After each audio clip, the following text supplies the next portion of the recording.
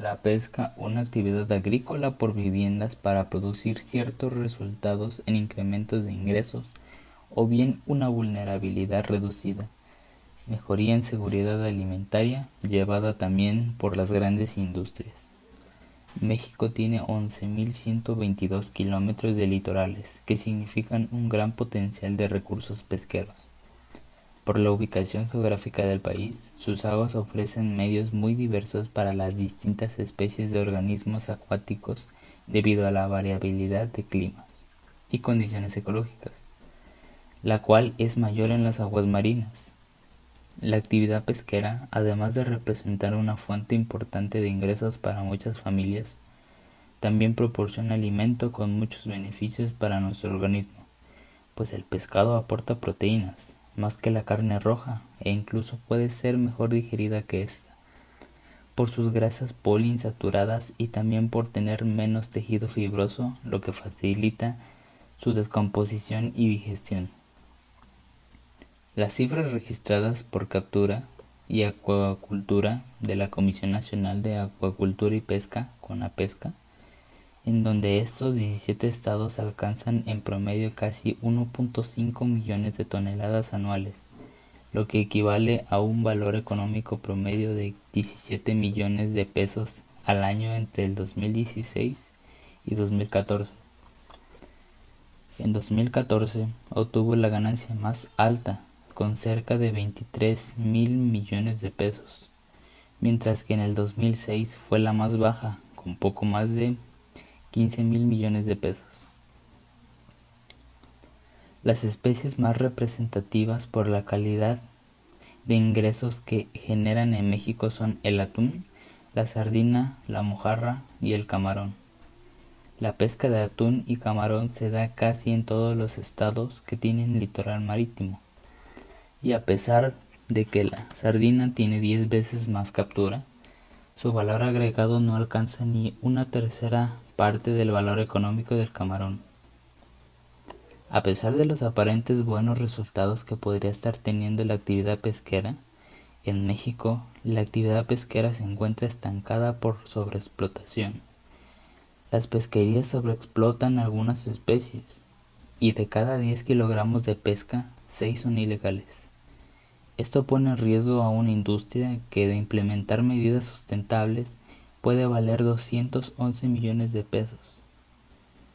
Sin duda es uno de los problemas adquiridos en México por una mala administración sumada a esta actividad. Le hace perder a la industria pesquera miles de millones de dólares y de pesos de ingresos potenciales y también a su vez a la economía federal. Nosotros consideramos que debería tener un mayor impulso económico, pero también es muy importante un correcto y eficiente control de la actividad pesquera. Todo para erradicar la mala administración que se ha tenido durante mucho tiempo en México.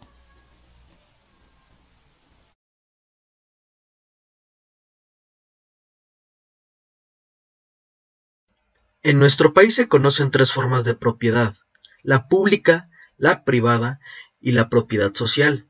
Esta última se constituye a partir de la propiedad ejidal y comunal, que conforman los núcleos agrarios y que actualmente se estima que ocupan una superficie de 105 millones de hectáreas, equivalente al 52% de la superficie nacional.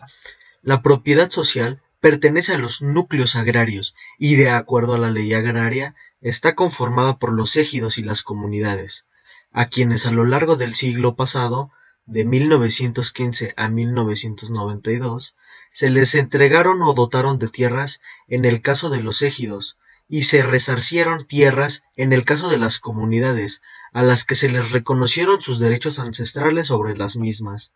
El reparto agrario concluyó en 1992.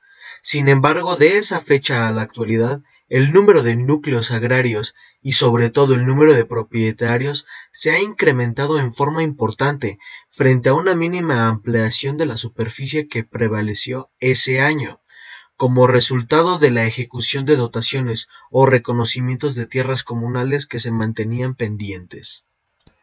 En estas últimas 2 décadas, el Estado mexicano ha emprendido un largo proceso de regularización y certificación de la propiedad social, que ha permitido formalizar una fragmentación que se venía registrando con anterioridad para el acceso a la tierra a un mayor número de personas, así como para dar cabida al nuevo sujeto agrario, denominado posesionario, al que se le confirió el derecho a la parcela.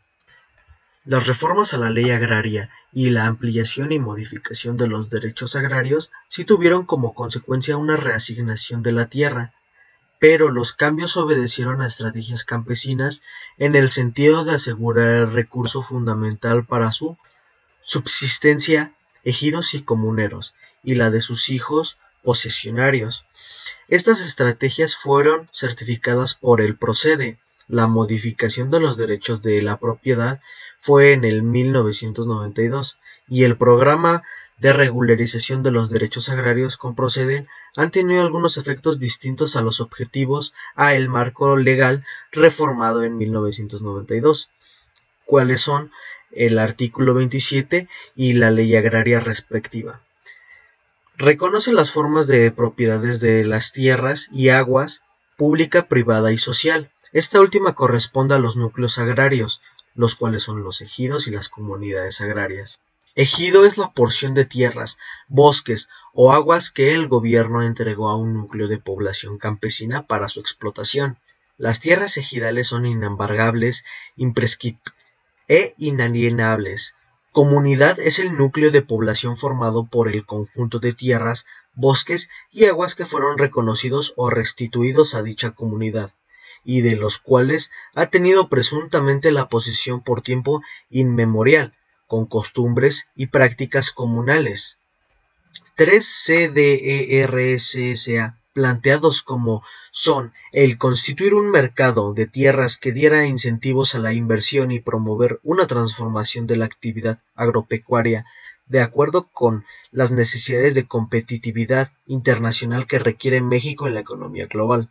La certificación de los derechos agrarios junto con la entrega de títulos de derechos y de parcela han dado seguridad a los individuos sobre sus tierras, pero no han revertido la tendencia histórica de una demanda de los campesinos por una tierra, ni ha permitido un mejor acceso a los recursos productivos ni a la reactivación de la agricultura en el sector social. Tampoco ha modificado la estructura agraria del país, en el sentido de una tendencia a la privatización de la tierra rural.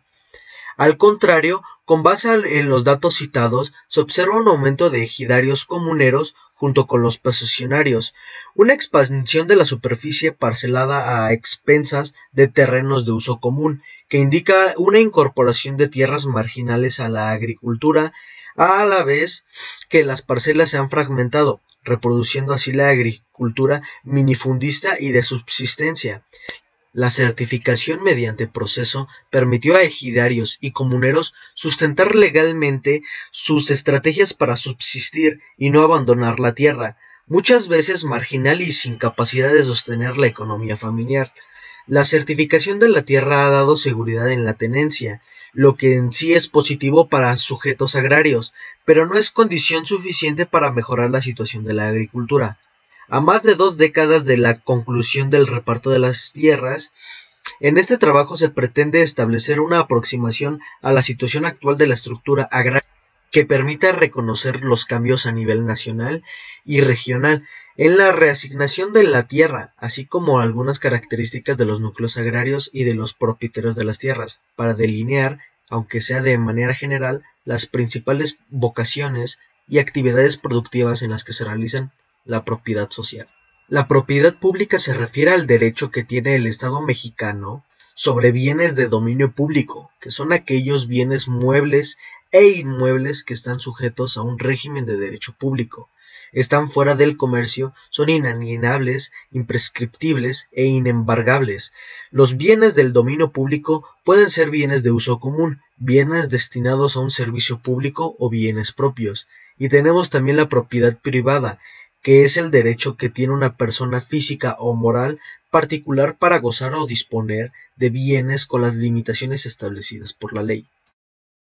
estima que ocupan una superficie de 105 millones de hectáreas, equivalente al 52% de la superficie nacional. La propiedad social pertenece a los núcleos agrarios y, de acuerdo a la ley agraria, está conformada por los ejidos y las comunidades, a quienes a lo largo del siglo pasado, de 1915 a 1992, se les entregaron o dotaron de tierras en el caso de los ejidos, y se resarcieron tierras en el caso de las comunidades, a las que se les reconocieron sus derechos ancestrales sobre las mismas. El reparto agrario concluyó en 1992. Sin embargo, de esa fecha a la actualidad, el número de núcleos agrarios y sobre todo el número de propietarios se ha incrementado en forma importante frente a una mínima ampliación de la superficie que prevaleció ese año, como resultado de la ejecución de dotaciones o reconocimientos de tierras comunales que se mantenían pendientes. En estas últimas 2 décadas, el Estado mexicano ha emprendido un largo proceso de regularización y certificación de la propiedad social, que ha permitido formalizar una fragmentación que se venía registrando con anterioridad, para el acceso a la tierra a un mayor número de personas, así como para dar cabida al nuevo sujeto agrario, denominado posesionario, al que se le confirió el derecho a la parcela. Las reformas a la ley agraria y la ampliación y modificación de los derechos agrarios sí tuvieron como consecuencia una reasignación de la tierra, pero los cambios obedecieron a estrategias campesinas en el sentido de asegurar el recurso fundamental para su subsistencia, ejidos y comuneros, y la de sus hijos posesionarios. Estas estrategias fueron certificadas por el Procede. La modificación de los derechos de la propiedad fue en el 1992 y el programa de regularización de los derechos agrarios con Procede han tenido algunos efectos distintos a los objetivos a el marco legal reformado en 1992, cuáles son el artículo 27 y la ley agraria respectiva. Reconoce las formas de propiedades de las tierras y aguas, pública, privada y social. Esta última corresponde a los núcleos agrarios, los cuales son los ejidos y las comunidades agrarias. Ejido es la porción de tierras, bosques o aguas que el gobierno entregó a un núcleo de población campesina para su explotación. Las tierras ejidales son inembargables, imprescriptibles e inalienables. Comunidad es el núcleo de población formado por el conjunto de tierras, bosques y aguas que fueron reconocidos o restituidos a dicha comunidad, y de los cuales ha tenido presuntamente la posesión por tiempo inmemorial, con costumbres y prácticas comunales. 3 CDERSSA planteados como son el constituir un mercado de tierras que diera incentivos a la inversión y promover una transformación de la actividad agropecuaria de acuerdo con las necesidades de competitividad internacional que requiere México en la economía global. La certificación de los derechos agrarios junto con la entrega de títulos de derechos y de parcela han dado seguridad a los individuos sobre sus tierras, pero no han revertido la tendencia histórica de una demanda de los campesinos por una tierra, ni ha permitido un mejor acceso a los recursos productivos ni a la reactivación de la agricultura en el sector social. Tampoco ha modificado la estructura agraria del país, en el sentido de una tendencia a la privatización de la tierra rural. Al contrario, con base en los datos citados, se observa un aumento de ejidarios comuneros junto con los posesionarios, una expansión de la superficie parcelada a expensas de terrenos de uso común, que indica una incorporación de tierras marginales a la agricultura, a la vez que las parcelas se han fragmentado, reproduciendo así la agricultura minifundista y de subsistencia.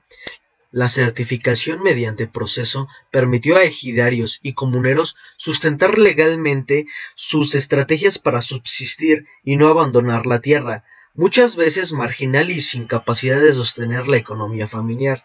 La certificación de la tierra ha dado seguridad en la tenencia, lo que en sí es positivo para sujetos agrarios, pero no es condición suficiente para mejorar la situación de la agricultura. A más de 2 décadas de la conclusión del reparto de las tierras, En este trabajo se pretende establecer una aproximación a la situación actual de la estructura agraria que permita reconocer los cambios a nivel nacional y regional en la reasignación de la tierra, así como algunas características de los núcleos agrarios y de los propietarios de las tierras, para delinear, aunque sea de manera general, las principales vocaciones y actividades productivas en las que se realizan la propiedad social. La propiedad pública se refiere al derecho que tiene el Estado mexicano sobre bienes de dominio público, que son aquellos bienes muebles e inmuebles que están sujetos a un régimen de derecho público. Están fuera del comercio, son inalienables, imprescriptibles e inembargables.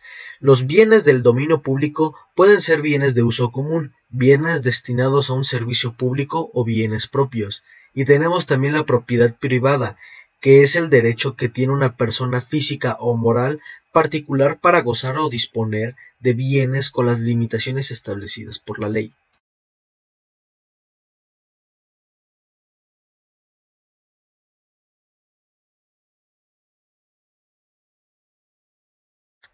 La reforma agraria en México se originó durante la revolución encabezada por Emiliano Zapata. En el año 1912 se inició un proceso en el cual se despojaron de sus tierras a los latifundistas y fueron repartidas cerca de 100 millones de hectáreas a centenares de familias necesitadas, con la finalidad de que se realizaran trabajos de agricultura y cubrieran sus necesidades básicas. Más tarde, la reforma agraria también fue impulsada por el presidente Lázaro Cárdenas del Río durante su gobierno entre 1934 y 1940. Sin embargo, los resultados no fueron los esperados y aumentó el nivel de pobreza.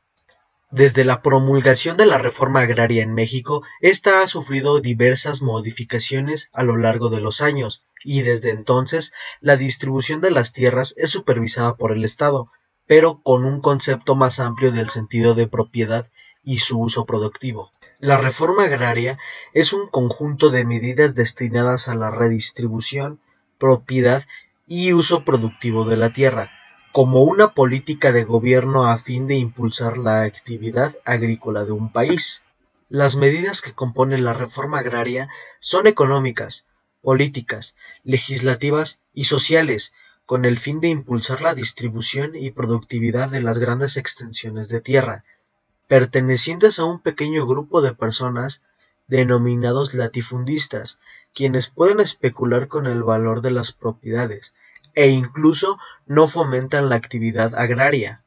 Por tanto, los objetivos de la reforma agraria está en sustituir a los latifundistas y repartir sus tierras a los campesinos con el fin de que trabajen y se impulse la actividad agrícola. Para lograr tal fin, se implementan las medidas que permiten modificar la legalidad de la propiedad de las tierras de los latifundistas, y se establece la expropiación o las compensaciones de valor económico. En consecuencia, una gran porción de la tierra perteneciente a una persona puede pasar a ser redistribuida y destinada a pequeños o medianos agricultores o campesinos a través de la reforma agraria.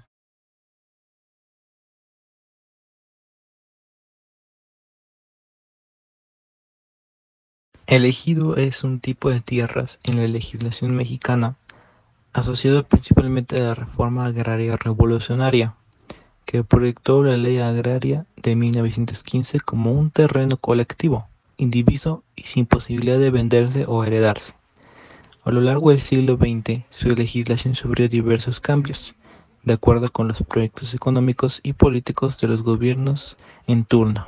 El elemento clave para entender la introducción de los ejidos a México como parte integral de las leyes que siguieron a la Revolución Mexicana es el contexto histórico en el que se encontraba el país.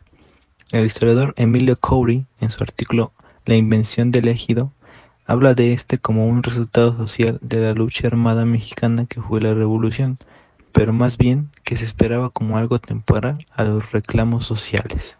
Sin embargo, el ejido se volvió una pieza principal en la política de repartición agraria, más como una herramienta política para establecer la paz rural luego de la caída del Porfiriato, que como una herramienta efectiva que cumpliera con las demandas de los campesinos, pues para la época de posguerra revolucionaria, estos aspectos de restitución comunitaria y de espacios de propiedad indígena que daba la creación de los ejidos resultaba en una política práctica de control 4. Sobre esto, Cowrie también menciona en su artículo lo siguiente.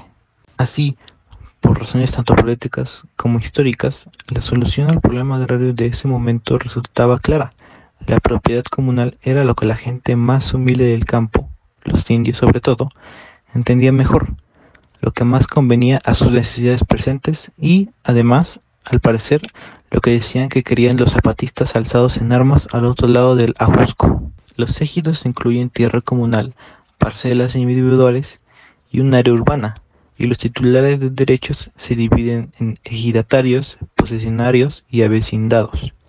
Según la ley agraria del ejidatario, artículo 12, es el tenedor legal de la parcela. Al avecindado, artículo 13, la Asamblea General le permite vivir en el ejido, pero sin tener derecho sobre la tierra. El posesionario, artículo 48, puede tener una parcela mientras aprueba su solicitud de derechos ejidales. El ejido en México tiene 3 órganos: la Asamblea, el Comisariado Ejidal y el Consejo de Vigilancia. La Asamblea Ejidal es el órgano supremo del ejido. En ella participan todos los ejidatarios sin mediación alguna. Es una suerte de democracia directa. Esta se reúne cada 6 meses ordinariamente, pero puede ser convocada en cualquier época a pedido del Comisariado Ejidal o del Consejo de Vigilancia, por iniciativa propia o por pedido de al menos 20 ejidatarios o del 20% del total de los ejidatarios. También un órgano fuera de la estructura arrendataria puede convocarla. Tal sería el caso cuando aquellas rehusaran convocar a la asamblea o no la hicieran en un plazo de 5 días. Entonces, la Procuraduría Agraria podrá convocar a dicha asamblea ejidal. El comisariado ejidal es un órgano ejecutivo constituido por un presidente, un secretario y un tesorero, cada uno con un suplente. Bajo su cargo está la ejecución de las determinaciones de la asamblea, así como la representación del ejido para los efectos legales estipulados por la ley agraria, así como la administración de los bienes ejidales. Este tendrá las facultades que tiene un apoderado general para los actos de administración, pleitos y cobranzas. Nótese que jamás de dominio, siendo este un cuerpo colegiado, no debe confundirse con ningún tipo de comisario, sino que para sus funciones depende del consenso de sus 3 miembros. El Consejo de Vigilancia se constituye por un presidente, un primer secretario y un segundo secretario, cada uno con su respectivo suplente. Este cuerpo auditor actuará escrutando las actuaciones del comisariado, asegurándose de que se cumplan las leyes agrarias, así como las internas dadas por el ejido. Durarán en su cargo hasta 3 años y no podrán reelegirse por un periodo idéntico al que estuvieron bajo el carácter de propietario, y de no convocarse a elección pasados los 3 años, automáticamente aquellos que eran suplentes conviértanse en propietarios. Esto mismo vale para el comisariado ejidal. Según datos del Registro Agrario Nacional, la RAN, en México hay 3.1 millones de ejidatarios en 27.144 ejidos y 400.000 en 2.330 comunidades que en conjunto tienen 103 millones de hectáreas como tierras ejidales, o 55% del territorio mexicano, y como la mitad de la superficie cultivada total del país, 8 millones de hectáreas de un total de 16 millones. De acuerdo a datos del Banco Mundial, en conjunto, alrededor de 15 millones de personas dependen de los derechos ejidales como medio de subsistencia. Tipos de ejidos. Ejidos parcelados son aquellos que por resolución presidencial o por acuerdo de asamblea mantienen un régimen de explotación individualizada mediante la parcelación de las tierras dotadas. Están organizadas sobre el reparto interno de las tierras del núcleo a cada uno de sus miembros, con el fin de definir y separar porciones geográficas llamadas unidades individuales de dotación o parcelas, independientemente de unas de las otras. Ejidos colectivos son aquellos en que todos los ejidatarios representan partes proporcionales iguales y la producción se reparte equitativamente en partes iguales. Agraria revolucionaria, que proyectó la Ley Agraria de 1915 como un terreno colectivo, indiviso y sin posibilidad de venderse o heredarse. A lo largo del siglo XX, su legislación sufrió diversos cambios, de acuerdo con los proyectos económicos y políticos de los gobiernos en turno. El elemento clave para entender la introducción de los ejidos a México como parte integral de las leyes que siguieron a la Revolución Mexicana es el contexto histórico en el que se encontraba el país. El historiador Emilio Coury, en su artículo La invención del ejido, habla de este como un resultado social de la lucha armada mexicana que fue la Revolución, pero más bien que se esperaba como algo temporal a los reclamos sociales. Sin embargo, el ejido se volvió una pieza principal en la política de repartición agraria, más como una herramienta política para establecer la paz rural luego de la caída del Porfiriato, que como una herramienta efectiva que cumpliera con las demandas de los campesinos. Pues para la época de posguerra revolucionaria, estos aspectos de restitución comunitaria y de espacios de propiedad indígena que daba a la creación de los ejidos resultaba en una política práctica de control 4. Sobre esto, Coury también menciona en su artículo lo siguiente. Así, por razones tanto políticas como históricas, la solución al problema agrario de ese momento resultaba clara. La propiedad comunal era lo que la gente más humilde del campo, los indios sobre todo, entendía mejor, lo que más convenía a sus necesidades presentes y, además, al parecer, lo que decían que querían los zapatistas alzados en armas al otro lado del Ajusco. Los ejidos incluyen tierra comunal, parcelas individuales y un área urbana, y los titulares de derechos se dividen en ejidatarios, posesionarios y avecindados. Según la ley agraria del ejidatario, artículo 12, es el tenedor legal de la parcela. Al avecindado, artículo 13, la Asamblea General le permite vivir en el ejido, pero sin tener derecho sobre la tierra. El posesionario, artículo 48, puede tener una parcela mientras aprueba su solicitud de derechos ejidales. El ejido en México tiene tres órganos: la Asamblea, el Comisariado Ejidal y el Consejo de Vigilancia. La Asamblea Ejidal es el órgano supremo del ejido. En ella participan todos los ejidatarios sin mediación alguna. Es una suerte de democracia directa. Esta se reúne cada 6 meses ordinariamente, pero puede ser convocada en cualquier época a pedido del Comisariado Ejidal o del Consejo de Vigilancia, por iniciativa propia o por pedido de al menos 20 ejidatarios o del 20% del total de los ejidatarios.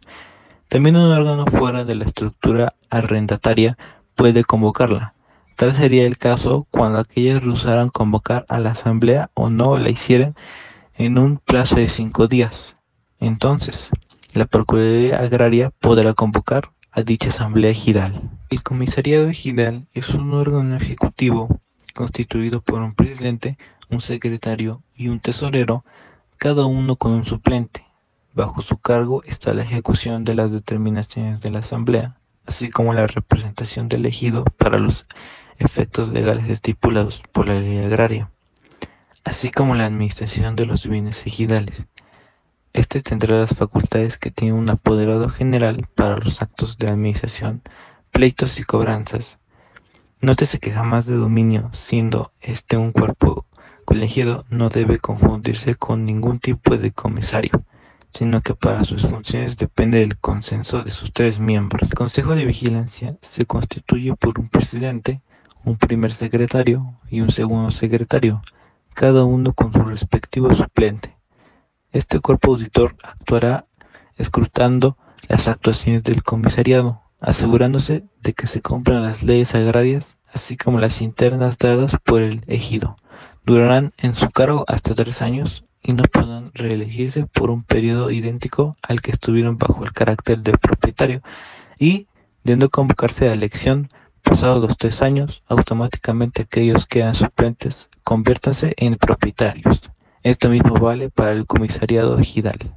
Según datos del Registro Agrario Nacional, la RAN, en México hay 3.1 millones de ejidatarios en 27.144 ejidos y 400.000 en 2.330 comunidades que en conjunto tienen 103 millones de hectáreas como tierras ejidales, o 55% del territorio mexicano, y como la mitad de la superficie cultivada total del país, 8 millones de hectáreas de un total de 16 millones. De acuerdo a datos del Banco Mundial, en conjunto, alrededor de 15 millones de personas dependen de los derechos ejidales como medio de subsistencia. Tipos de ejidos. Ejidos parcelados.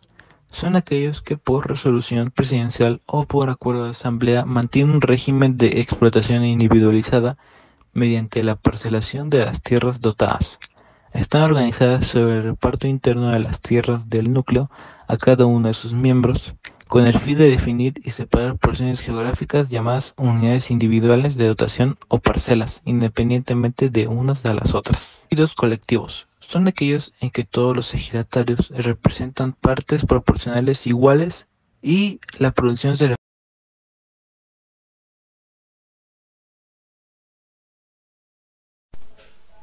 La pesca, una actividad agrícola por viviendas para producir ciertos resultados en incrementos de ingresos o bien una vulnerabilidad reducida, mejoría en seguridad alimentaria llevada también por las grandes industrias.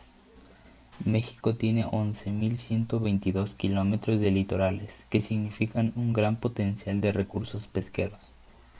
Por la ubicación geográfica del país, sus aguas ofrecen medios muy diversos para las distintas especies de organismos acuáticos debido a la variabilidad de climas y condiciones ecológicas, la cual es mayor en las aguas marinas. La actividad pesquera, además de representar una fuente importante de ingresos para muchas familias, también proporciona alimento con muchos beneficios para nuestro organismo, pues el pescado aporta proteínas, más que la carne roja, e incluso puede ser mejor digerida que esta, por sus grasas poliinsaturadas y también por tener menos tejido fibroso, lo que facilita su descomposición y digestión. Las cifras registradas por captura y acuacultura de la Comisión Nacional de Acuacultura y Pesca, CONAPESCA, en donde estos 17 estados alcanzan en promedio casi 1.5 millones de toneladas anuales, lo que equivale a un valor económico promedio de 17 millones de pesos al año entre el 2016 y 2014. En 2014 obtuvo la ganancia más alta, con cerca de 23.000 millones de pesos, mientras que en el 2006 fue la más baja, con poco más de 15.000 millones de pesos. Las especies más representativas por la calidad de ingresos que generan en México son el atún, la sardina, la mojarra y el camarón. La pesca de atún y camarón se da casi en todos los estados que tienen litoral marítimo, y a pesar de que la sardina tiene 10 veces más captura, su valor agregado no alcanza ni una tercera parte del valor económico del camarón. A pesar de los aparentes buenos resultados que podría estar teniendo la actividad pesquera, en México la actividad pesquera se encuentra estancada por sobreexplotación. Las pesquerías sobreexplotan algunas especies, y de cada 10 kilogramos de pesca, 6 son ilegales. Esto pone en riesgo a una industria que, de implementar medidas sustentables, puede valer 211 millones de pesos. Sin duda es uno de los problemas adquiridos en México por una mala administración sumada a esta actividad.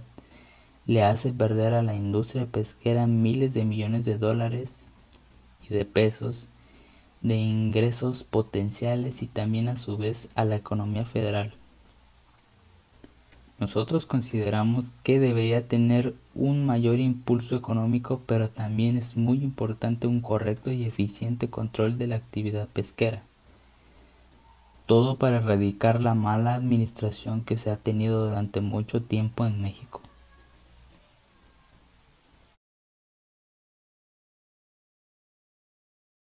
Ciertos resultados en incrementos de ingresos o bien una vulnerabilidad reducida, mejoría en seguridad alimentaria llevada también por las grandes industrias. México tiene 11.122 kilómetros de litorales, que significan un gran potencial de recursos pesqueros.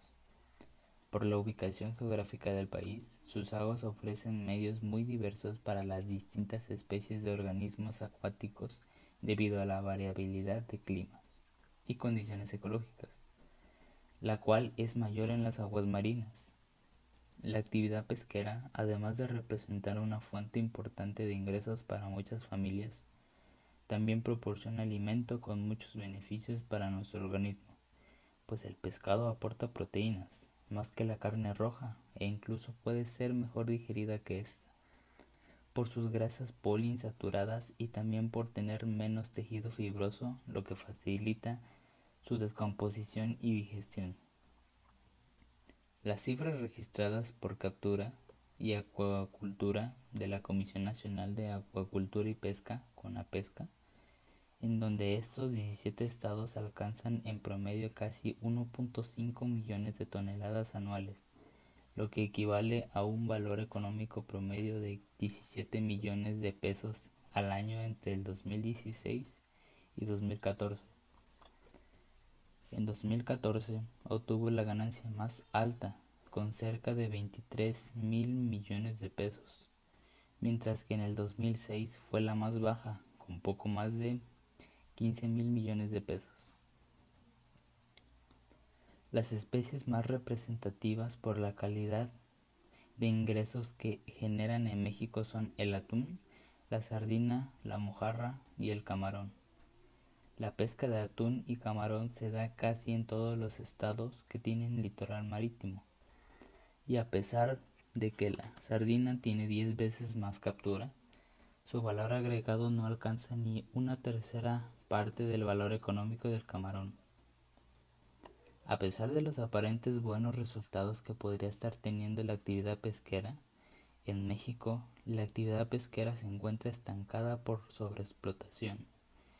Las pesquerías sobreexplotan algunas especies, y de cada 10 kilogramos de pesca, 6 son ilegales. Esto pone en riesgo a una industria que, de implementar medidas sustentables, puede valer 211 millones de pesos. Sin duda es uno de los problemas adquiridos en México por una mala administración sumada a esta actividad. Le hace perder a la industria pesquera miles de millones de dólares y de pesos de ingresos potenciales, y también a su vez a la economía federal. Nosotros consideramos que debería tener un mayor impulso económico, pero también es muy importante un correcto y eficiente control de la actividad pesquera. Todo para erradicar la mala administración que se ha tenido durante mucho tiempo en México.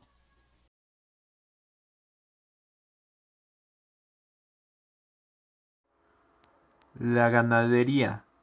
La ganadería es una actividad del sector primario, que consiste en la cría, tratamiento y reproducción de animales domésticos, con fines de producción para el consumo humano. Esta práctica es muy antigua y forma parte muy importante de nuestra economía. En México se caracteriza por ser un país ganadero. Cuenta con grandes áreas donde se desarrollan principalmente las ganaderías bovina, porcina, ovina y aviar. Además de proveer productos carcinos, esta actividad también se relaciona con la fabricación de lácteos como el queso, la crema, mantequilla y leche, alimentos que se aprovechan en grandes cantidades en nuestro país. La ganadería también puede ser extensiva y de autoconsumo. Existen diferentes elementos que influyen para un buen desarrollo del hato, como el relieve del suelo, acceso a fuentes de agua, un clima adecuado en cuanto a humedad y temperatura, así como la vegetación y forrajes que se utilizan para su alimentación. Además de aportar a los hogares, la ganadería que se hace un reconocimiento a los productores que se dedican a las actividades pecuarias de las diferentes especies, por contribuir al crecimiento, estabilidad, fortalecimiento del sector. Para entender la importancia de una fecha como esta, es necesario conocer los números que presenta el subsector y mencionan a continuación. En nuestro país se destinan alrededor de 109.8 millones de hectáreas, 842.000 personas alimentan y cuidan al hato ganadero. México es el 11º productor mundial de ganadería primaria. De los 51.9 millones de mexicanos que trabajan en 739.000 se destacan en la cría y explotación de especies ganaderas. Y en 2017 se produjeron 11.807.5 millones de litros de leche provenientes del bovino.